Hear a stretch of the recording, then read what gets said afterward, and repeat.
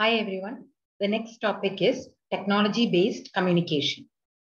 What is technology-based communication?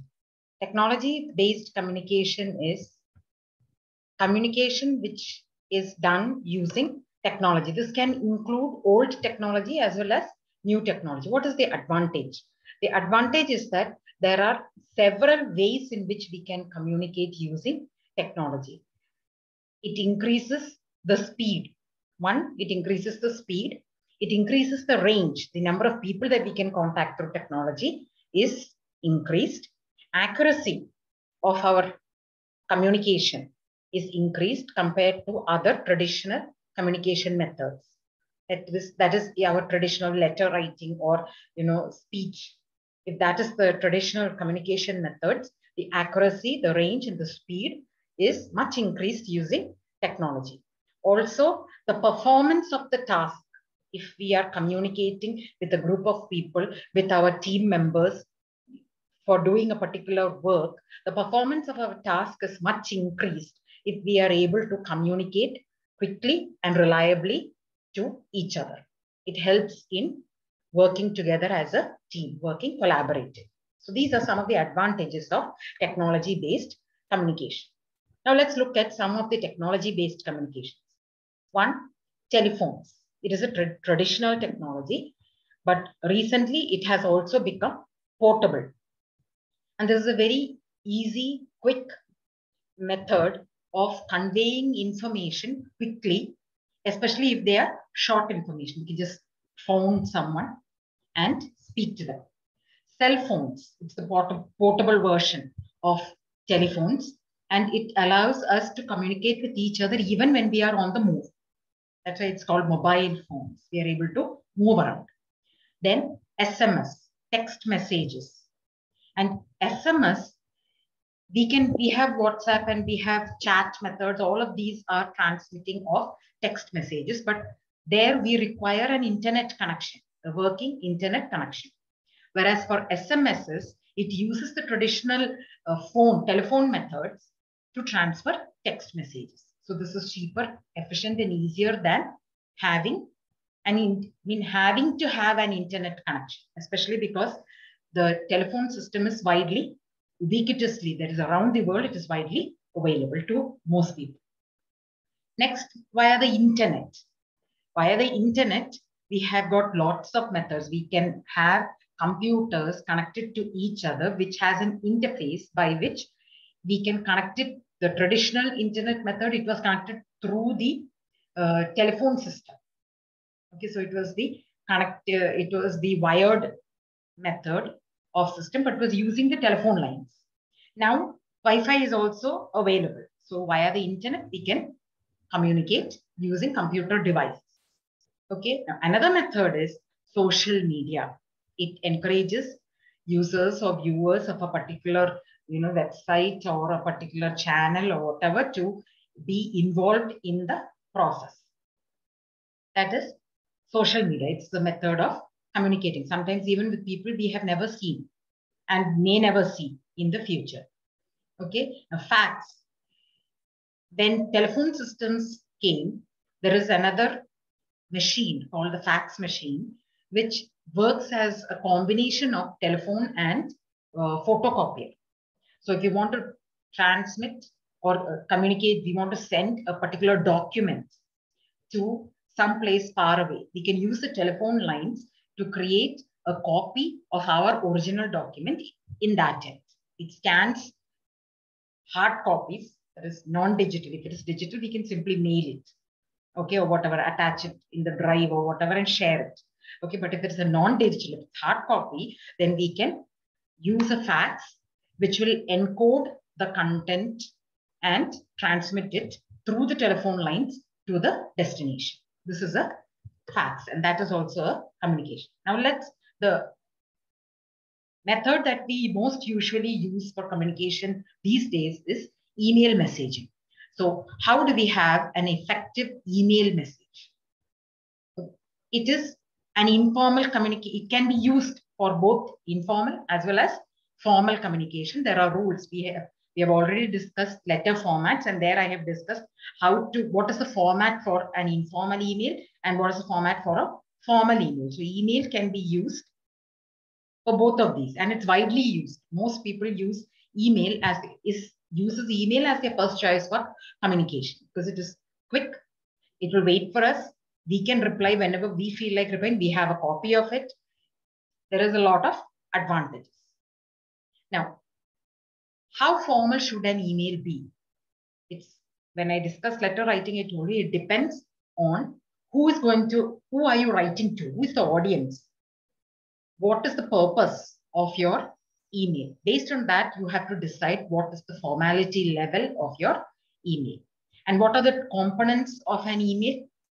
Important components are just like a letter. You will have an introduction paragraph, you will have the body, you will have the conclusion and all those things. So that is similar for a formal email, at least it is similar to that of a letter. But what are the other things that will be required? You need a subject line. Okay, and what should your subject line be? It should not just be urgent, important. No, that is not how it should be. The subject line of your email should clearly show the receiver what is the purpose of your email. Okay, so a small note which is like a summary of your email content. And then what is required is you require greetings and sign-off.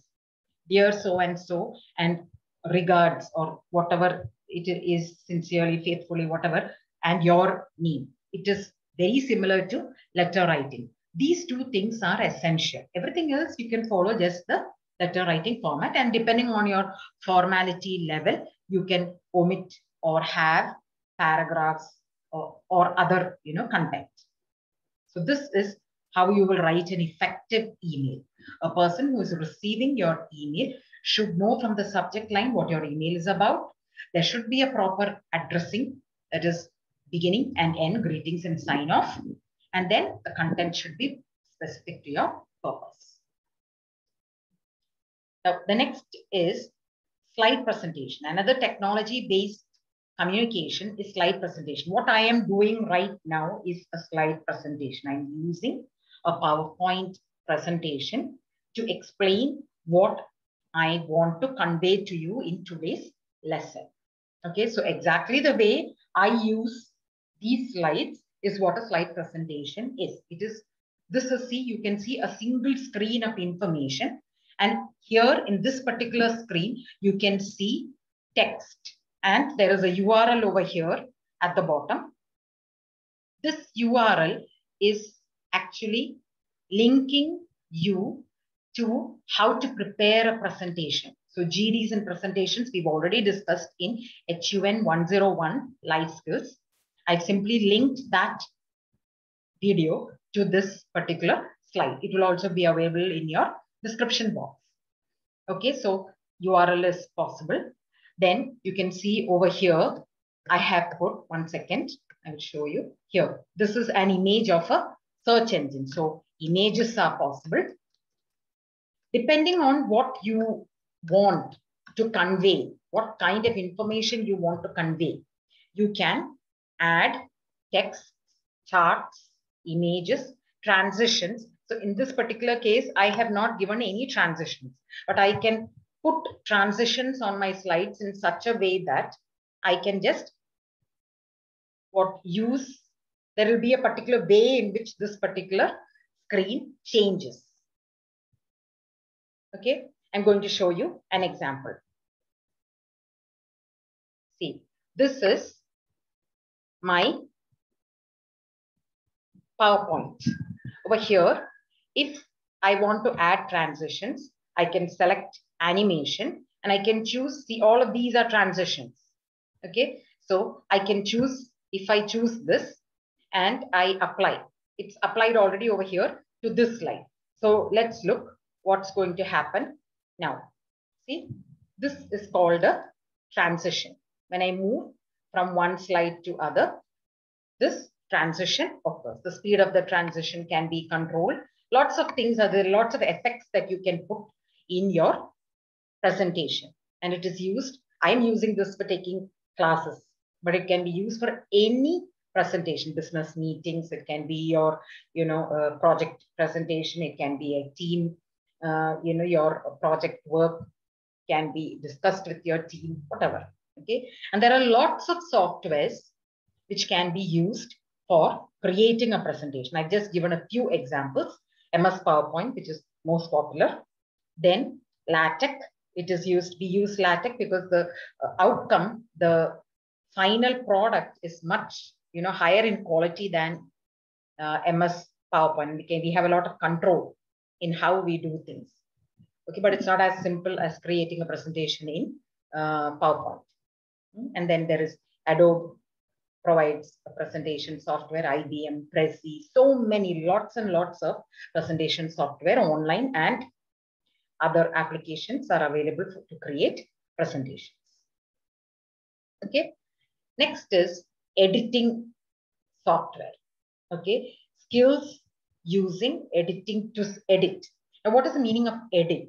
Okay. Editing is anything that I want to, adjust, copy paste, maybe audio, maybe video, it can be maybe an image, a photo. I want to change its dimensions, or I want only one part of the photo, I want to crop or something like that. All those things are editing software. So editing can be done using software. And normally, we do not use traditional linear editing. What is linear editing?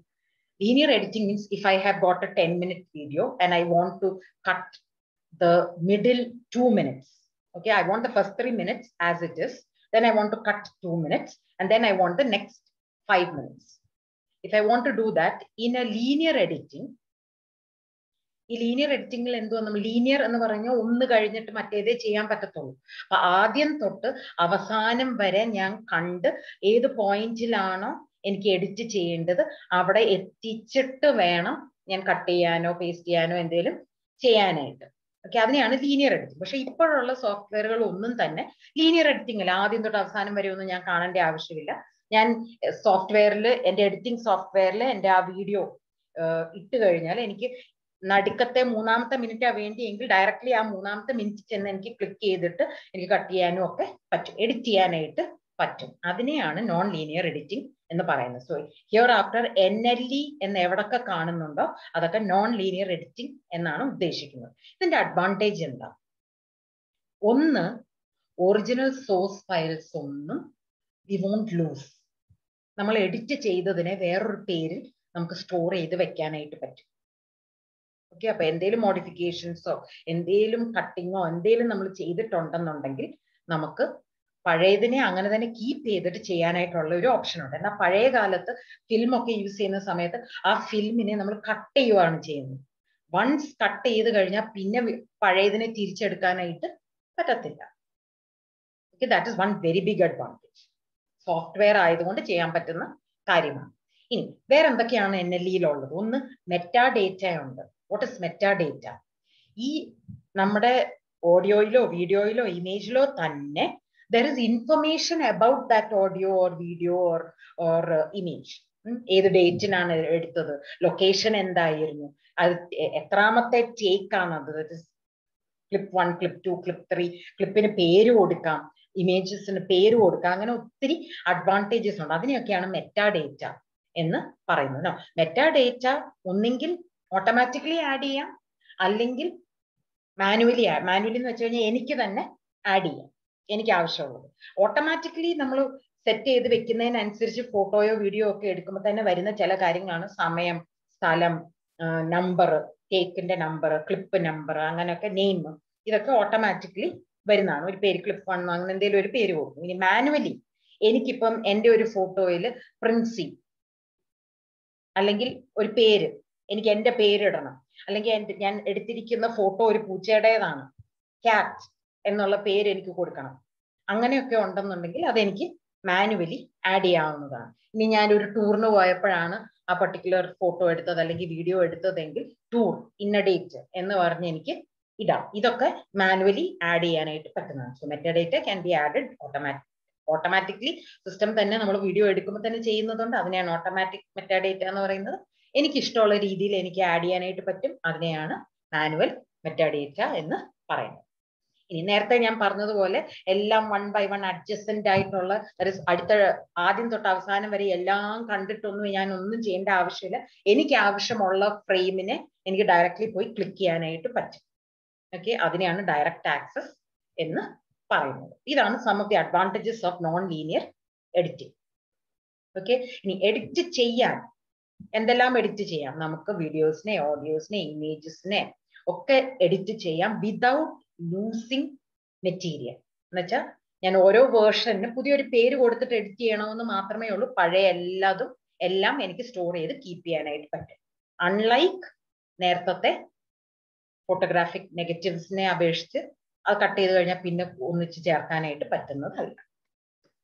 Okay, ഇനി അടുത്തത് V are looking NLE തന്നെയാണ്, but video എഡിറ്റിങ്ങിനെയാണ് നമ്മൾ നോക്കുന്നത്. ഇനി video editing പല ഫോർമാറ്റിനെ edit ചെയ്യാനായിട്ടുള്ളതുണ്ട്. ഈ നേരത്തെ പറഞ്ഞ എല്ലാ കാര്യങ്ങളും നമുക്ക് ചെയ്യാനായിട്ട് പറ്റുന്നതാണ്.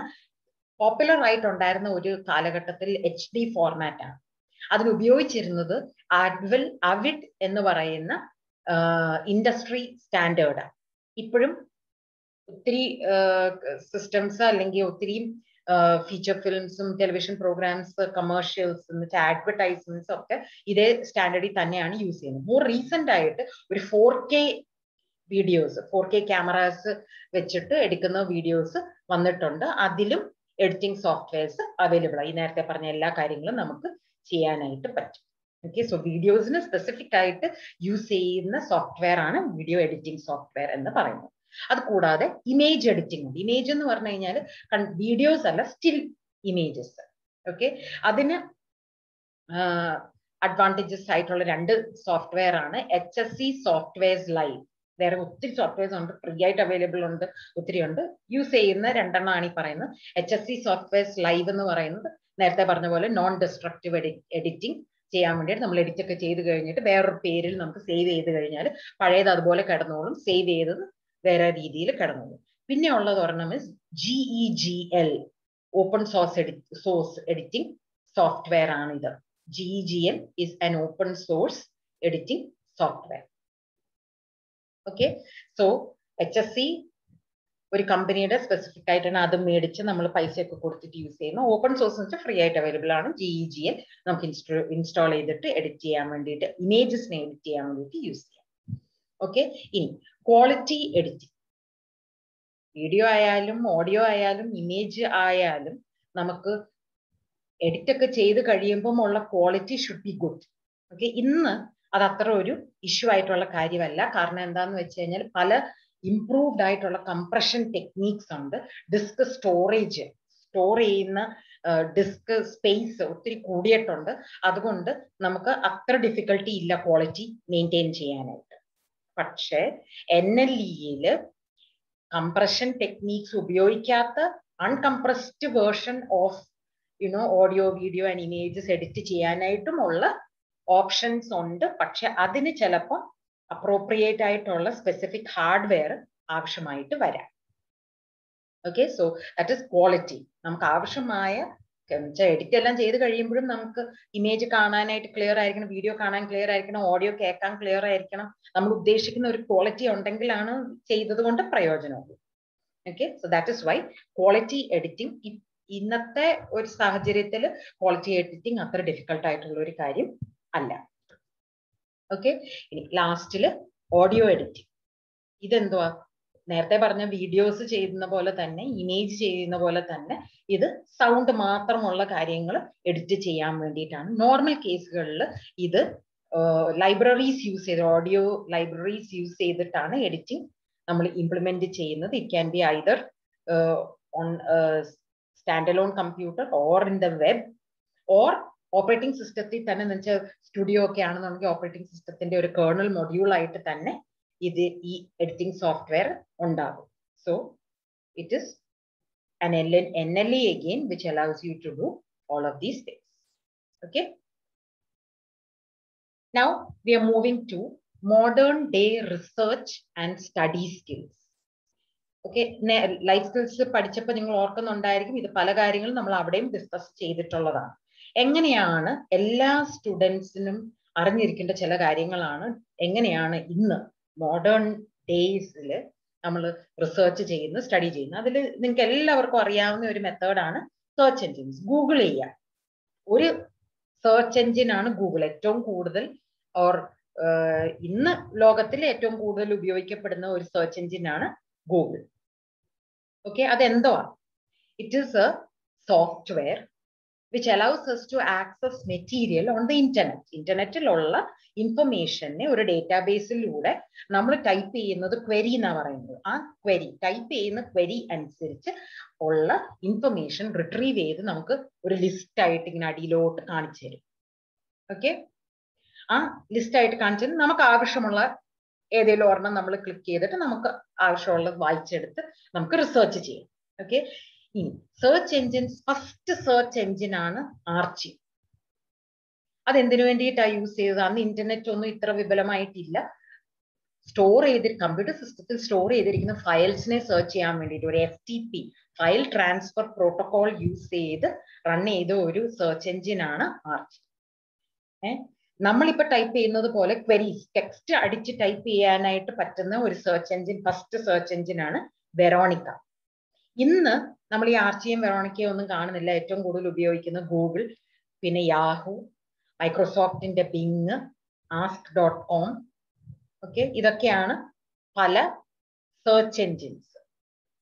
ഓക്കെ, ഇനി സെർച്ച് എൻജിൻ റൺ ചെയ്യണമെന്നുണ്ടെങ്കിൽ, ഞാനൊരു URL ടൈപ്പ് ചെയ്യുമ്പോഴാണല്ലോ സെർച്ച് എൻജിൻ റൺ ചെയ്യുന്നത്. google.com എന്ന് പറഞ്ഞ് ഞാൻ എൻ്റെ ബ്രൗസറിൽ സെർച്ച് ചെയ്യുമ്പോഴാണ്, വെബ് ബ്രൗസറിൽ ഒരു URL ടൈപ്പ് ചെയ്ത് കൊടുക്കുമ്പോഴാണ് സെർച്ച് എൻജിൻ ആക്സസ് ആയി കിട്ടുന്നത്. ഓക്കെ, സോ ഇവിടെ നിങ്ങൾ നോക്കിക്കഴിഞ്ഞാൽ ഈ മോളില് എൻ്റെ ഇത് ഗൂഗിളാണ്. ഓക്കെ, ഇവിടെ ഇപ്പൊ നിങ്ങൾ കാണുന്നുണ്ടെങ്കിൽ ഈ ഒരു സ്പേസ് google.com/search *Q എന്നൊക്കെ, ഇതാണ് URL. ഞാൻ ഇതിങ്ങനെ ടൈപ്പ് ചെയ്തൊന്നുമില്ല. ഞാൻ google.com എന്ന് പറഞ്ഞ് ടൈപ്പ് ചെയ്തപ്പം എനിക്ക് സെർച്ച് എൻജിൻ കിട്ടി.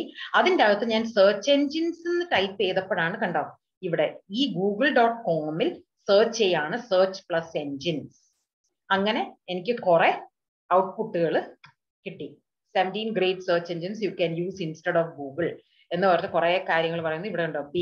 Ping, Yandex, CC search, Swiss cows, DuckDuckGo, start page, search, അങ്ങനെ 17 എണ്ണം ഉണ്ടെന്നാണ് അവര് പറഞ്ഞിരിക്കുന്നത്. പിന്നെ താഴോട്ട് പോയി കഴിഞ്ഞാൽ ഈ സെർച്ച് എൻജിൻസിനെ കുറിച്ചുള്ള കുറെ കാര്യങ്ങൾ നമുക്ക് കാണാനായിട്ട് കഴിയും. ഇതിനെയാണ് സെർച്ച് എൻജിൻ. റിസർച്ച് ചെയ്യാൻ ഏറ്റവും കൂടുതൽ ഉപയോഗിക്കുന്നത് കുട്ടികൾ, സ്റ്റുഡൻസ് യൂസ് ചെയ്യുന്നത് search engines. Okay, now another way in which we can study or we can research is by using repositories. ഈ repository എന്ന് വെച്ചാൽ എന്താ? നോർമൽ കേസിൽ നമുക്ക് കമ്പ്യൂട്ടർ സയൻസിൽ പ്രോഗ്രാമിംഗ്, കൊളാബറേറ്റീവ് പ്രോഗ്രാമിംഗ് ചെയ്യാൻ വേണ്ടി, കൊളാബറേറ്റീവ് പ്രോഗ്രാമിംഗ് എന്ന് വെച്ച് കഴിഞ്ഞാൽ ഞാൻ 5 പേരുടെ ഒരു ടീമാണ്. ഞങ്ങൾ 5 ഇടത്ത് ഇരുന്നാണ് ഒരു പ്രോജക്റ്റിൽ വർക്ക് ചെയ്യുന്നത്. അപ്പം ഞാൻ ഒരു റെപ്പോസിറ്ററി ക്രിയേറ്റ് ചെയ്തിട്ട് അതിലേക്ക് എല്ലാവർക്കും വർക്ക് ചെയ്യാം. ഞാൻ ചെയ്യുന്ന ചേഞ്ചസ് അപ്ഡേറ്റ് ആയി ഒറ്റ കോപ്പി ആയിട്ട് അവിടെ കിടക്കും. വേറൊരാൾക്ക് അത് ഡൗൺലോഡ് ചെയ്ത് ചേഞ്ചസ് അപ്ഡേറ്റ് ചെയ്യുമ്പോൾ എൻ്റെ ചേഞ്ചും അയാളുടെ ചേഞ്ചും കൂടെ ക്ലബ് ചെയ്തിട്ടായിരിക്കും അതവിടെ കിടക്കുന്നത്. ഒത്തിരിയും ഡീറ്റെയിൽസ് ഉണ്ട് അതിൻ്റെ അകത്ത് കിടക്കും. ഇതൊരു സെൻട്രൽ ഫയൽ സ്റ്റോറേജ് സിസ്റ്റമാണ്. നോർമലി ഓൺ ദി ഇന്റർനെറ്റ് ക്ലൗഡിലാണ് ഇതെല്ലാം ചെയ്യുന്നത്. എന്താ ഈ ചെയ്യുന്നത്? It is a structured way to store program development files. ഓരോ ദിവസവും ഞാൻ ചെയ്യുന്ന ചേഞ്ചസ്, തെറ്റുകൾ വരുന്നത് പഴയ ഒരു വേർഷനിലേക്ക്, ഇപ്പൊ ഞാൻ വേർഷൻ 1 റിലീസ് ചെയ്തു, അത് കഴിഞ്ഞിട്ട് ഞാൻ ഒരു അപ്ഡേറ്റ് ആ ചെയ്യുന്നത്. അപ്പൊ വേർഷൻ 2 വേർഷൻ 1ന്റെ ബാക്കിയായിട്ടാണല്ലോ ഞാൻ ചെയ്യുന്നത്. അപ്പൊ അതിനെ വെച്ചിട്ട് അത് വേർഷൻ 1 ആണെന്ന് ഞാൻ ഡെസിഗ്നേറ്റ് ചെയ്തിട്ടുണ്ടെങ്കിൽ വേർഷൻ 2ൽ ചേഞ്ചസ് വരുമ്പോൾ എന്തെങ്കിലും എറർ ഒക്കെ വരുവാണെങ്കിൽ എനിക്ക് തിരിച്ച് ബാക്ക് വേർഷൻ 1ന്റെ ആ സ്റ്റേജിലേക്ക് പോകാം. അങ്ങനെ ഒത്തിരി അഡ്വാൻറ്റേജസ് ഉണ്ട് നമുക്ക് റെപ്പോസിറ്ററീസ് യൂസ് ചെയ്യുന്നത്. What is this repository? It uses a version control system. Okay, ഈ version control system എന്തുവാ ചെയ്യുന്നത്? ഒരു ഫയലിന്റെ തന്നെ മൾട്ടിപ്പിൾ വേർഷൻസിനെ സ്റ്റോർ ചെയ്ത് മാനേജ് ചെയ്യുന്നതിനാണ് ഈ വേർഷൻ കൺട്രോൾ സിസ്റ്റം യൂസ് ചെയ്യുന്നത്. അത് ഒരാൾക്ക് യൂസ് ചെയ്യാൻ വേണ്ടിയിട്ട് നമുക്ക് കോൺഫിഗർ ചെയ്യാം, അല്ലെങ്കിൽ നമുക്ക് മൾട്ടിപ്പിൾ യൂസേഴ്സിന് വേണ്ടിയിട്ട് സെർവർ വഴി യൂസ് ചെയ്യാൻ വേണ്ടിയിട്ടും കോൺഫിഗർ ചെയ്യാം റെപ്പോസിറ്ററീസ്. ഓക്കെ, എന്തൊക്കെ കാര്യങ്ങളാണ് ഈ റെപ്പോസിറ്ററിയിൽ ബേസിക് ആയിട്ട് ഉണ്ടാവുക, അല്ലെങ്കിൽ ഒരു പ്രോജക്റ്റ് റെപ്പോസിറ്ററിയിൽ സ്റ്റോർ ചെയ്യുമ്പോൾ എന്തൊക്കെയാണ് ഉണ്ടാവുക? 3 എലമെന്റ്സ് ആണ് ഓഫ് റെപ്പോസിറ്ററി സ്റ്റോർഡ് സോഫ്റ്റ്വെയർ ഉണ്ടാകുന്നത്. ഒന്ന് trunk. What is the trunk? ഇപ്പോഴത്തെ current version of a software with its code and other resources, എന്തൊക്കെ കാര്യങ്ങളാണ് അതിന് ആവശ്യമുള്ള അങ്ങനത്തെ എല്ലാ ഡീറ്റെയിൽസും സ്റ്റോർ ചെയ്ത് വെച്ചിരിക്കുന്നതാണ് ട്രങ്ക്. ഓക്കെ, ഇനി ആ കറന്റ് വേർഷനെ ചേഞ്ചസ് വരുത്തുന്നുണ്ടെങ്കിൽ ഒരു ന്യൂ വേർഷൻ ക്രിയേറ്റ് ചെയ്യുമ്പോൾ ആ കറന്റ് വേർഷനിൽ കടന്നുകൊണ്ട് ഒന്നും ചെയ്യുവല്ല, അത് ആ വേർഷനായിട്ട് സ്റ്റോർ ചെയ്തിട്ടുണ്ടാവും. ഒരു ബ്രാഞ്ച് ആണ് ക്രിയേറ്റ് ആകുന്നത്. എന്നിട്ട് ആ ബ്രാഞ്ചിലാണ് new versions of the software store ചെയ്യുന്നത്. ഓക്കെ, ഇനി ടാഗ് എന്ന് വെച്ചാൽ എന്തുവാ? ടാഗ്സ്. ഇത് ആക്റ്റീവ് ഡെവലപ്മെന്റ്, ഈ ട്രങ്കും ബ്രാഞ്ചും ആക്റ്റീവായിട്ട് ഡെവലപ്മെന്റ് ചേഞ്ചസ് ഇങ്ങനെ വന്നുകൊണ്ടിരിക്കുന്നതിന്റെ സ്റ്റോറേജും ഓരോ ചേഞ്ചസും ആണല്ലോ വേർഷൻസ് ആയിട്ട് സ്റ്റോർ ചെയ്യുന്നത്. ടാഗ്സ് അതല്ല.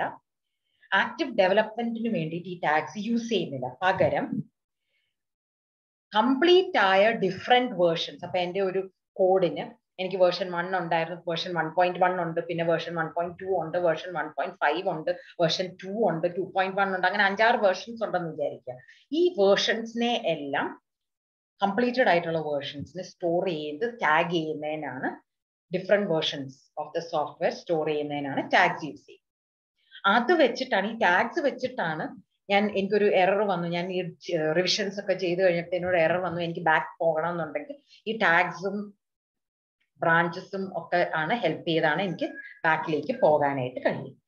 Okay, so this is A repository. ഇനി അടുത്ത ഒരു കാര്യം നമ്മൾ ഉപയോഗിക്കുന്നതാണ് ഫോറംസ്. ഫോറംസ് എന്തുവാ? കോഡിങ്ങിന് വേണ്ടിയിട്ടും ഫോറംസ് യൂസ് ചെയ്യും. പല കോഡേഴ്സ് പല കമ്പനികളിൽ വർക്ക് ചെയ്യുന്ന ഒരു ഡിഫിക്കൽട്ടി തന്നെ പലർക്ക് വന്നിട്ടുണ്ടാവും. അപ്പൊ ആ ഒരു ഫോറത്തില് നമുക്ക് ആ ഡിഫിക്കൽട്ടി ഡിസ്കസ് ചെയ്യാം. അപ്പം ഒരാൾ എങ്ങനെയാണ് അത് ഹാൻഡിൽ ചെയ്തതെന്നുള്ളത് നോക്കിയിട്ട് എനിക്കൊരു പ്രോബ്ലം വരുമ്പോൾ എനിക്ക് ഹാൻഡിൽ ചെയ്യാം, അല്ലെങ്കിൽ ഒരു പ്രോബ്ലം എന്റേത് പോലെയുള്ള ലൈക്ക് ആയിട്ടുള്ള ഒരു പ്രോബ്ലത്തിനെ ഹാൻഡിൽ ചെയ്ത മെത്തേഡ് എനിക്ക് എന്റേതിന് യൂസ് ചെയ്യാം. അങ്ങനെ പല ഹെൽപ്പുകളും നമുക്ക് ചെയ്യാനായിട്ടുണ്ട്. സ്റ്റുഡൻസിന് എങ്ങനെയാ ഫോറംസ് യൂസ് ചെയ്യാനായിട്ട് പറ്റുന്നത്?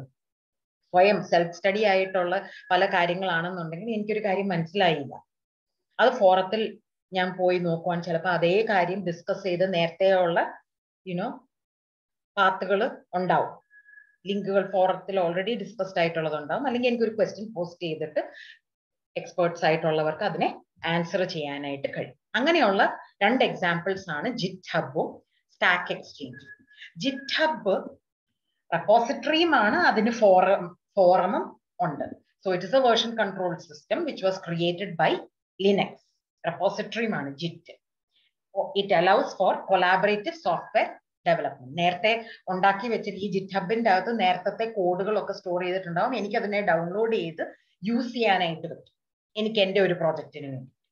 Okay, also it is an efficient storage of file exchange and പലയിടത്ത് കിടക്കുന്ന ഫയലുകളൊക്കെ ഇന്റഗ്രേറ്റ് ചെയ്യാനായിട്ടും എന്നെ സഹായിക്കുന്നതാണ് GitHub. Okay, so I can query over there. പഴയ ആൾക്കാർ ചെയ്തു വെച്ചിരിക്കുന്നത് റീഡ് ഇൻഫർമേഷൻ അതൊക്കെ വായിച്ചിട്ട് ഒരു ഫോറം ആയിട്ടും അത് ഫങ്ഷൻ ചെയ്യും. ഇനി അടുത്തത് സ്റ്റാക്ക് എക്സ്ചേഞ്ച്. സ്റ്റാക്ക് എക്സ്ചേഞ്ച് എന്ന് പറയുന്നത് അമേരിക്കയിലെ ഒരു ക്വസ്റ്റ്യൻ ആൻസർ വെബ്സൈറ്റ്. ആദ്യമൊക്കെ അത് കമ്പ്യൂട്ടർ സയൻസിനോ അല്ലെങ്കിൽ പ്രോഗ്രാമിങ്ങിന് വേണ്ടിയിട്ട് മാത്രം ഉപയോഗിച്ചിരുന്ന ഒരു വെബ്സൈറ്റ് ആണ്. ഇപ്പം ഒത്തിരി ഡൈവേഴ്സ് ടോപ്പിക്സ് അതിൻ്റെ അകത്ത് ഉണ്ട്. ഓക്കെ, സോ ഇതിൽ ചെയ്യുന്നത് എന്തോ, ഒരു user has A reputation award system.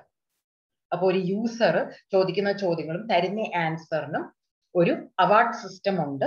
അയാളുടെ റെപ്യൂട്ടേഷൻ അനുസരിച്ച് സ്വയം യൂസേഴ്സ് തന്നെയാണ് സെൽഫ് മോഡറേറ്റ് ചെയ്താണ് ഈ പർട്ടിക്കുലർ വെബ്സൈറ്റ് മുന്നോട്ട് പോകുന്നത്. Okay, so we can ask questions and get answers. We can answer other people's questions. We can give points, awards to the users and their answers. അങ്ങനത്തെ പല കാര്യങ്ങൾ ചെയ്യാൻ പറ്റുന്നതാണ് stack exchange. Another big way in which we study, especially KTU സ്റ്റുഡൻസിന് ഇപ്പൊ നന്നായിട്ട് അറിയാം, നിങ്ങൾക്ക് മൈനർ ഉണ്ട്, മേജർ ഉണ്ട്, നിങ്ങൾക്ക് ഓപ്പൺ സോഴ്സ് മൂക്ക് കോഴ്സസ് ചെയ്ത് കഴിഞ്ഞാൽ നിങ്ങൾക്ക് എക്സ്ട്രാ പോയിന്റ്സ് ഉണ്ട്. ഇതൊക്കെ ഉള്ളത് കൊണ്ട് നിങ്ങൾക്ക് ഇത് ഫെമിലിയർ ആണ്. Okay, OSS communities എന്ന് വെച്ച് കഴിഞ്ഞാൽ open source software communities. Open source software എന്ന് വെച്ച് കഴിഞ്ഞാൽ ഫ്രീ ആയിട്ട് it is available on the internet. You can use it according to your requirement. അങ്ങനത്തെ ഒരു ഓപ്പൺ ആയിട്ട് അവൈലബിൾ ആയിട്ടുള്ള ഒരു എഡ്യൂക്കേഷൻ സിസ്റ്റം, കോഴ്സുകൾ അവൈലബിൾ ആക്കുന്നതാണ് MOOC, massive open online courses. Okay, ഏറ്റവും ആദ്യം സ്റ്റാർട്ട് ചെയ്തത് മസാച്യുസെറ്റ്സ് MIT ആണ് ആദ്യം ഇത് സ്റ്റാർട്ട് ചെയ്തത് വിത്ത് MITx ആൻഡ് edX. അത് കഴിഞ്ഞ് ഇപ്പം ലോട്ട്സ് ഓഫ് അതർ നമ്മുടെ ഇന്ത്യയിൽ തന്നെ സ്വയം, NPTEL ഒക്കെ ഈ ഒരു സെയിം ഫോർമാറ്റ് ഫോളോ ചെയ്യുന്നു. വിൽ ബി ഡിസ്കസിങ് സ്വയം ആൻഡ് NPTEL സെപ്പറേറ്റ്ലി. ഓക്കെ, ഇതിൽ എന്താ ചെയ്യുന്നത്? ഞാൻ ഒരു കോഴ്സിന് എനിക്ക് ഇഷ്ടപ്പെട്ട, എനിക്ക് ആവശ്യമുള്ള ഒരു കോഴ്സിന് എൻ്റെ കോളേജിൽ അല്ലെങ്കിൽ ഞാൻ പഠിക്കുന്ന കോഴ്സിന്റെ പാർട്ട് അല്ലാത്ത ഒരു എക്സ്ട്രാ ആയിട്ടുള്ള ഒരു കോഴ്സ് ഞാൻ അപ്ലൈ ചെയ്യും. അപ്ലൈ ചെയ്ത് കഴിയുമ്പോഴത്തേനും ക്ലാസ്സുകൾ എടുക്കുന്ന പോലെ തന്നെ റെപ്യൂട്ടഡ് ആയിട്ടുള്ള ഇൻസ്റ്റിറ്റ്യൂഷൻസിൽ നിന്നും teachers, professors class, lecture material videos ആയിട്ടോ റീഡിംഗ് മെറ്റീരിയൽ ആയിട്ടോ പ്രോബ്ലംസ് സെറ്റ്സ് ആയിട്ട്, വർക്ക്ഔട്ട് ചെയ്യേണ്ട പ്രോബ്ലം സെറ്റ്സ് ആയിട്ടോ ഒക്കെ ഇടുന്നു. ഇതൊക്കെ വെച്ചിട്ട് ഞാൻ തന്നെ പഠിക്കുന്നു. ഡൗട്ട്സ് ഒക്കെ വരുമ്പോഴത്തേനും അവിടെ ഇന്ററാക്റ്റീവ് ഫോറംസ് ഉണ്ട്. സ്റ്റുഡൻസിനും ഫാക്കൽറ്റിക്കും ഒക്കെ വന്ന് ക്വസ്റ്റ്യൻസ് ചോദിച്ച് ക്ലിയർ ചെയ്യാനായിട്ടൊക്കെ ഉള്ള ഒരു ഫോറം അവൈലബിൾ ആയിരിക്കും. ഇതിലൂടെ നമ്മൾ സെൽഫ് ഓർഗനൈസ്ഡ് ആയിട്ട് നമ്മൾ തന്നെ നമ്മുടെ സമയത്തിനനുസരിച്ച് നമ്മൾ പഠിക്കാനും നമ്മുടെ നോളജ് ഷെയർ ചെയ്യാനായിട്ടും മറ്റു റിസോഴ്സസ്, മെറ്റീരിയലും ടെക്സ്റ്റ് ബുക്കുകളും അങ്ങനത്തെ ഒക്കെ ഷെയർ ചെയ്യാനായിട്ടുള്ള ഒരു പ്ലാറ്റ്ഫോമാണ് OSS കമ്മ്യൂണിറ്റീസ്. ഓക്കെ, ഇങ്ങനത്തെ ഈ കാര്യങ്ങളെല്ലാം ചെയ്യുന്നതാണ് സ്വയമും NPTELും ഒക്കെ. Okay, so I will not repeat all these things. ഇതെല്ലാം സ്വയത്തിലും NPTELും TELലും ഒക്കെ നമുക്ക് ചെയ്യാനായിട്ട് പറ്റും. Now let's look at സ്വയം. ഇന്ത്യയുടെ MHRD തുടങ്ങിയിരിക്കുന്ന ഒരു ഇനീഷ്യേറ്റീവ് ആണ് and it is called Study Webs of Active Learning for Young Aspiring Minds. Okay, ഇത് എന്താണ് അഡ്വാൻറ്റേജ്? നമ്മുടെ സമയത്ത് നമുക്ക് പഠിക്കാം. ജോലി ചെയ്തുകൊണ്ട് പഠിക്കുന്നവർ കാണും, ഒത്തിരി പൈസ ചെലവാക്കാൻ ഇല്ലാത്തവർ കാണും. അങ്ങനെയുള്ളവർക്കൊക്കെ സ്കൂൾ ലെവൽ കോഴ്സുകൾ, സർട്ടിഫിക്കറ്റ് കോഴ്സുകൾ എന്ന് വെച്ചാൽ സർട്ടിഫിക്കേഷൻ കോഴ്സുകൾ, ഡിപ്ലോമ കോഴ്സുകൾ, under graduate that is UG level കോഴ്സുകളും PG ലെവൽ കോഴ്സുകളും ചെയ്യാനായിട്ടുള്ള പ്രൊവിഷൻ ഈ സ്വയത്തിൽ ഉണ്ട്. ആരൊക്കെയാണ് ഈ കോഴ്സുകൾ സ്വയത്തിൽ എടുക്കുന്നത്? സ്കൂൾ എഡ്യൂക്കേഷൻ ഹാൻഡിൽ ചെയ്യുന്നത് NCERTയും NIOSന്റെയും കീഴിലുള്ള ഇൻസ്റ്റിറ്റ്യൂഷൻസും പ്രൊഫസേഴ്സ് ടീച്ചേഴ്സും ആയിരിക്കും. Okay, out of school learners എന്ന് വെച്ചാൽ എക്സ്ട്രാ സർട്ടിഫിക്കേഷൻ അങ്ങനത്തെയൊക്കെ കാര്യങ്ങൾ ചെയ്യുന്നത് സ്കൂളിലേക്ക് പോകാതെ ചെയ്യുന്നവർക്ക് IGNOU ആണ് മെറ്റീരിയൽ അല്ലെങ്കിൽ ക്ലാസ്സുകൾ പ്രൊവൈഡ് ചെയ്യുന്നത്. പോസ്റ്റ് ഗ്രാജുവേറ്റ് എഡ്യൂക്കേഷന് അല്ലാത്ത other than engineering or management സ്റ്റഡീസിന്റെ പോസ്റ്റ് ഗ്രാജുവേറ്റ് എഡ്യൂക്കേഷൻ UGC ആണ് പ്രൊവൈഡ് ചെയ്യുന്നത്. എഞ്ചിനീയറിംഗ് എഡ്യൂക്കേഷന് NPTEL ആണ് സ്വയത്തിലൂടെ കോഴ്സുകൾ പ്രൊവൈഡ് ചെയ്യുന്നത്. മാനേജ്മെന്റ് സ്റ്റഡീസിന് IIMB ആണ് പ്രൊവൈഡ് ചെയ്യുന്നത്. ഇങ്ങനെ പല റെപ്യൂട്ടഡ് ഇൻസ്റ്റിറ്റ്യൂഷൻസിനെ ജോയിൻ ചെയ്ത് കോഴ്സുകൾ പ്രൊവൈഡ് ചെയ്യുന്നതാണ് സ്വയം ചെയ്യുന്നത്. ഇതിൻ്റെ അകത്ത് as engineering students we are interested in NPTEL. NPTEL കോഴ്സുകൾ പ്രൊവൈഡ് ചെയ്യുന്നത് jointly by IITs and IISCs for all engineering courses. Free courses ഉണ്ട്. കോഴ്സുകൾ ഫ്രീ ആയിട്ട് രജിസ്റ്റർ ചെയ്ത് നമുക്ക് ചെയ്യാം. നമുക്ക് സർട്ടിഫിക്കറ്റ് വേണമെങ്കിൽ ഒരു നോമിനൽ ആയിട്ടുള്ള ഒരു ഫീ പേ ചെയ്ത് എക്സാം എഴുതി നമുക്ക് സർട്ടിഫിക്കറ്റും കിട്ടും. Okay, and it is one of the largest open source platform for engineering education. Okay, ഒത്തിരിയും സ്റ്റാഫുകളും സ്റ്റുഡൻസും ഇതുപോലെ NPTEL കോഴ്സുകൾ സ്വയത്തിലൂടെ ചെയ്യുന്നത് എനിക്കറിയാം. ഞാൻ ചെയ്തിട്ടുണ്ട് പല കോഴ്സുകൾ. Okay, so this is NPTEL. ഇനി Quora. What is Quora? This is an American question answer website. നേരത്തെ നമ്മൾ ഒരു question answer website കണ്ടായിരുന്നു, Stack Exchange. It is a network of question answer websites on diverse topics. ഇത് അമേരിക്കയിലെ question answer website ആണ് and it is edited by the users. നേരത്തെ ഞാൻ പറഞ്ഞല്ലോ, യൂസേഴ്സ് തന്നെ കൺട്രോൾ ചെയ്ത് ക്വസ്റ്റ്യൻസും ആൻസേഴ്സും ഒക്കെ ചെയ്യുന്നതാണ് ഈ question answer website. അഡ്വാൻറ്റേജ് ഇല്ല. ഇതിന്റെ യൂസേഴ്സ് എന്ന് പറയുന്ന പലരും are experts in their field. അപ്പം ഈ കോറ എന്ന് പറയുന്നത് 2010 തൊട്ട് അവൈലബിൾ ആണ്. It was recognised, it is still recognised for their quality answers. And reason നമ്മൾ നോക്കുമ്പോൾ യൂസേഴ്സ് ആണ് ആൻസേഴ്സ് തരുന്നതെങ്കിലും ആ യൂസേഴ്സ് പലരും അവരുടെ ഫീൽഡിലെ എക്സ്പേർട്സ് ആണ്. അതുകൊണ്ട് വി ക്യാൻ ട്രസ്റ്റ് വേർതി ആയിട്ടുള്ള ആൻസേഴ്സ് നമുക്ക് ക്വിക്ക് ആയിട്ട് കിട്ടുന്ന ഒരു മെത്തേഡാണ് ഈ ക്വസ്റ്റ്യൻ ആൻസർ വെബ്സൈറ്റിലൂടെ പ്രൊവൈഡ് ചെയ്യുന്നത്. ഇന്ന് 100 million വിസിറ്റേഴ്സ് മന്ത്ലി ഉണ്ട് Quora website. So it's a very good website for which we can probably നമ്മുടെ ചോദ്യങ്ങൾക്ക് ഓൾറെഡി അവിടെ ആൻസേഴ്സ് ഉണ്ടാവും. ഇനി അല്ല, പുതിയൊരു ക്വസ്റ്റ്യൻ നമ്മൾ അവിടെ പോസ്റ്റ് ചെയ്ത് കഴിഞ്ഞാൽ ക്വിക്കായിട്ട് ആൻസർ കിട്ടാനായിട്ടുള്ള ഒരു മാർഗമാണ് ഈ കോറ വെബ്സൈറ്റിൽ ഉള്ളത്. Okay, the last topic of our module 1 is plagiarism. റിസർച്ചും സെൽഫ് സ്റ്റഡിയുടെയും കാര്യങ്ങളൊക്കെ പറയുമ്പോൾ പറയാതിരിക്കാൻ പറ്റാത്ത ഒരു കാര്യമാണ് പ്ലേജറിസം. റിപ്പോർട്ട് റൈറ്റിംഗിൽ ഞാൻ പ്ലേജറിസത്തിനെ കുറിച്ച് ജസ്റ്റ് ഒന്ന് മെൻഷൻ ചെയ്തത്. എന്താണ് plagiarism? It is an act of fraud. വേറൊരാൾ ചെയ്തത് കോപ്പി പേസ്റ്റ് ചെയ്തതല്ല പ്ലേജറിസം. പ്ലേജറിസം വേറൊരാളുടെ വർക്കിനെ നമ്മൾ മോഷ്ടിക്കുകയാണ്, സ്റ്റീൽ ചെയ്യാണ്, ആൻഡ് നമ്മുടേതാണെന്ന് നമ്മൾ അവകാശപ്പെടുക. അത് ഫ്രോഡാണ്. ഓക്കെ, സോ ഒരു കാര്യം നമ്മൾ അറിഞ്ഞിരിക്കണം. ഞാൻ ഒരു റിസർച്ച് ചെയ്ത് ഞാനൊരു അസൈൻമെന്റ് ചെയ്യുന്നു, ചുമ്മാ നെറ്റിൽ നിന്ന് കോപ്പി പേസ്റ്റ് ചെയ്തത് എന്റെ വർക്കാണെന്ന് പറഞ്ഞു കഴിഞ്ഞാൽ അത് പ്ലേജറിസം ആണ്. It is an act of fraud. Okay, remember that എല്ലാവരുടെയും ഇന്റലക്ച്വൽ ആയിട്ടുള്ള ഐഡിയാസ്, ഒറിജിനൽ ഐഡിയാസ് ഇന്റലക്ച്വൽ പ്രോപ്പർട്ടിയാണ്. And it is protected by laws, copyright laws. Okay, so നമ്മൾ ഈ കോപ്പി പേസ്റ്റ് ചെയ്തിട്ട് എന്റെ വർക്കാണെന്ന് പറഞ്ഞ് സബ്മിറ്റ് ചെയ്യുമ്പോൾ we are infringing on their right. അവരുടെ കോപ്പി റൈറ്റിൽ നമ്മൾ ഇൻഫ്രിഞ്ച് ചെയ്യുകയാണ്. അത് കൂടാതെ ബ്രേക്കിംഗ് ദ ലോ. ഓക്കെ, എന്തൊക്കെയാണ് പ്ലേജറിസം? ഒന്ന്, വേറൊരാളുടെ വർക്ക് ഞാൻ കോപ്പി പേസ്റ്റ് ചെയ്തത് എന്റേതാണെന്ന് ക്ലെയിം ചെയ്താൽ അത് പ്ലേജറിസമാണ്. കോപ്പി വേർഡ്സോ ഐഡിയാസോ സെന്റൻസസോ ഒക്കെ കോപ്പി ചെയ്തിട്ട് സൈറ്റ് ചെയ്യാതിരിക്കുന്നത്, അവർക്ക് ക്രെഡിറ്റ് കൊടുക്കാതിരിക്കുന്നത്, ഇന്നയാളാണ് അത് പറഞ്ഞത് എന്ന് പറയാതിരിക്കുന്നത് പ്ലേജറിസമാണ്. ഓക്കെ, ഇനി വേറൊരാളുടെ സ്റ്റേറ്റ്മെന്റ് എഴുതുമ്പം കൊട്ടേഷൻ മാർക്സ് ഇടാതിരിക്കുന്നത് ഇസ് പ്ലേജറിസം. ഓക്കെ, നമുക്ക് ആ ഇൻഫർമേഷൻ കിട്ടിയ സോഴ്സിനെ കുറിച്ച് ഇൻകറക്റ്റ് ഇൻഫർമേഷൻ, ഇതെനിക്ക് കിട്ടിയത് കറക്റ്റ് ഇൻഫർമേഷൻ അല്ല, സോഴ്സിനെ കുറിച്ച് കറക്റ്റ് ഇൻഫർമേഷൻ കൊടുക്കാതിരുന്നു കഴിഞ്ഞാൽ അത് പ്ലേജറിസമാണ്. ഞാൻ എന്റെ വേറൊരാളുടെ വാക്കുകൾ ചെറുതായിട്ടൊക്കെ മാറ്റങ്ങൾ വരുത്തിയിട്ട് എന്റേതാണെന്ന് ക്ലെയിം ചെയ്താലും അത് പ്ലേജറിസമാണ്. അത് സൈറ്റ് ചെയ്തിരിക്കണം. സെന്റൻസിനെ ചെറുതായിട്ടൊക്കെ മാറ്റിക്കാണും, പക്ഷെ അത് എന്റേതല്ലല്ലോ, വല്ലവരുടെയും ഞാൻ കോപ്പി അടിച്ചത് തന്നെയാണല്ലോ. അപ്പൊ അത് പ്ലേജറിസം ആണ്. ഇനി എന്റെ 3 പേജുള്ള ഒരു ഡോക്യുമെന്റില് 2 പേജും വല്ലവരുടെയും വർക്കാണ്, എന്റെ വാക്കുകളും സെന്റൻസുകളും ഒറ്റ പേജിലേ ഉള്ളെങ്കിൽ more than 75% or majority of the work of which I am claiming as mine is somebody else. അവിടെ ഞാൻ സൈറ്റേഷൻ ചെയ്താലും ക്രെഡിറ്റ് ചെയ്താലും ഒക്കെ ഇത് എന്റെ അല്ല എന്ന് 100 പ്രാവശ്യം പറഞ്ഞാലും അത് പ്ലേജറിസം തന്നെയാണ്.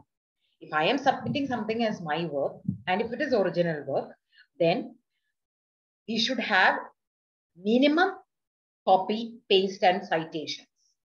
If majority is copy, paste and citations, then it is plagiarism. Okay? അപ്പൊ നമ്മൾ ഇൻഫർ ചെയ്ത് നമ്മൾ പഠിച്ച കാര്യങ്ങൾ വേണം നമ്മൾ പ്രസന്റ് ചെയ്യാൻ. അല്ലാതെ ഇവരും എല്ലാം ചെയ്ത് കോപ്പി പേസ്റ്റ് ചെയ്ത് പലയിടത്തു നിന്ന് കട്ട് പേസ്റ്റ് ചെയ്ത് കോപ്പി ചെയ്ത് എന്റെ ആന്ന് പറഞ്ഞു കഴിഞ്ഞാൽ അത് നമ്മുടേത് ആകത്തില്ല. ആൻഡ് ഫൈനലി പ്ലേജറിസത്തിനെ അവോയ്ഡ് ചെയ്യാനായിട്ടുള്ള ഏറ്റവും എളുപ്പമാർഗം എന്ന് പറയുന്നത് സൈറ്റ് ചെയ്യുക, നമ്മുടെ സോഴ്സുകൾ സൈറ്റ് ചെയ്യുക. നമുക്കറിയത്തില്ലാത്തൊരു കാര്യം നമ്മുടേതാണെന്ന് നമ്മൾ അവകാശപ്പെടാതിരിക്കുക. Okay, with this we have concluded module 1. We'll be beginning with module 1 soon. As usual, don't forget to like and subscribe. If you have any doubts, please feel free to contact. Thank you.